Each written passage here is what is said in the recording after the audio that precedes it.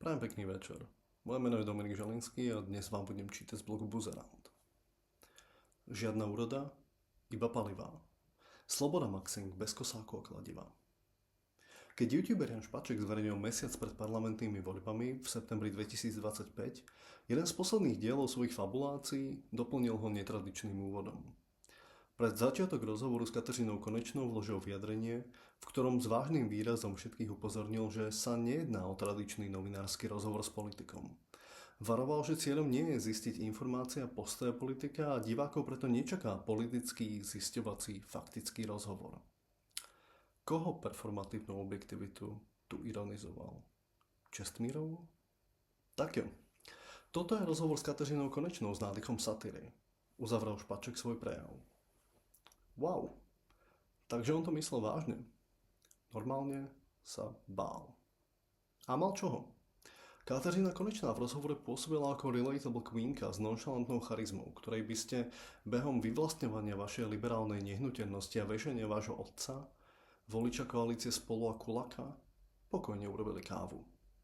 Poličťovať také prasa vtipnými videami na internete by nemuselo dopadnúť dobre. Mohla by skončiť demokracia? Mohli by ste naštvať svojich predplatiteľov, alebo by na vás mohol padnúť tieň podozrenia, že by ste Miladu najradšej zavraždili tiež. Českými paywallmi už dlho obchádza strašidlo komunizmu. K svätému lovu na toto strašidlo sa ale našťastie spojili najlepšie hlavy našej spoločnosti. Tomáš Zdechovský aj Danuše Nerudová, Petr Ludvík aj Tony Pášma, Eva Dekroa aj Filip Neruda. Videli sme ich vo televíznych debatách, facebookových statusoch i v tweetoch, zničených cringeom a štátnou maturitou, hystericky obnažených a o intelektuálnom hlade, bežiacimi za svitanie bruselskými ulicami, nahnevane zháňajúcimi predplatiteľov, voličov a sledovateľov s vymitými mozgami, celých horúcich po zákaze prastarého skríženého kontaktu hviezdnych nástrojov zo strojovne Oktobrovej noci. A podarilo sa.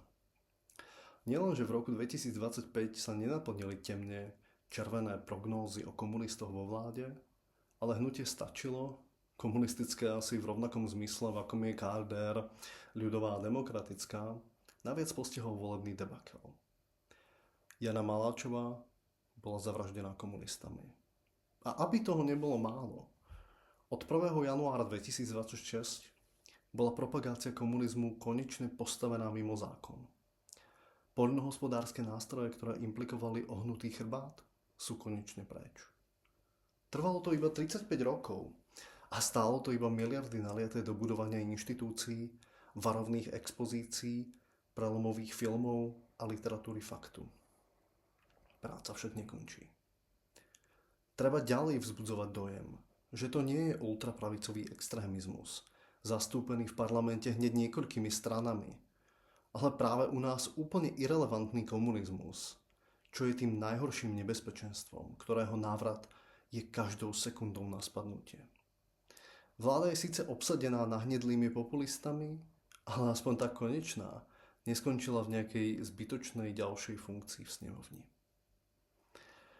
Novonadobudnutú občiansku slobodu charakterizuje predovšetkým to, že pri jej praktikovaní môžete mať rovný chrbát, pokiaľ práve nelížete podrážky Izraelu, či zúrivo neslintáte nad imperializmom Donalda Trumpa. Žiadne kosáky, žiadne kladivá. Put your keys up in the air and think. Demokracia maxing. Ale ako to už u vylepšovania zovňajšku býva, môže sa vám ľahko stať, že pod mnohými lajkami ocenenou liberálne demokratickou skincare zostanete stále len totálnymi idiotmi. To však nevadí, pretože je vás veľa. Liberálnej elite tak namiesto skutočnej politickej vízie stačí, že obsadzuje kúsky polí politického kompasu vlastnými strašáky. Aj oni zdanlivo pripomínajú ľudské bytosti.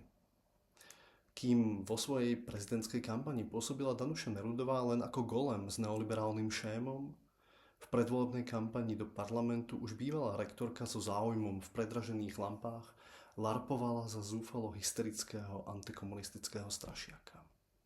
Juliu Smejkalovú, ktorá by mohla z flaku hrať v pokračovaní filmu Vlny o zamatovej revolúcii, zase mladí voliči STAN s mentalitou liberálnych boomerov, lačniaci po ďalšom Rielsku plnom strašáckej gestikulácie, zatlkli v snemovni ako virálny brainrot antikomunistický plašič. A Mirka Nemcová? O mŕtvych len dobré. Strašáci zapichnutí medzi dlažobnými kockami na rôznych námestiach alebo medzi predplatiteľmi štítu demokracie hovoria 35 rokov od revolúcie jediné. Strach nebudí ani takú tlačovaná menšina, ktorá by komunistov volila, ale ukričaná väčšina, ktorá by komunistov teda nikdy nevolila, pretože uranové bane. Sme pravdepodobne navždy odsúdení riešiť absurdné pičoviny. Všeobecný intelekt liberálne občianskej demokratickej spoločnosti sa zmrskol na držanie cedule nie. Lepšie byť nemôže, pretože lepšie nám ukradol cudzinec z iného civilizačného okruhu, nasiaknutý uhorskou politickou kultúrou. Vývoj nás nezaujíma. Patrí nám strach. Sme totiž hrdá a vyspelá civilizácia, ktorá vie, čoho sa má báť. A nebojí sa to zakázať. Ďakujem.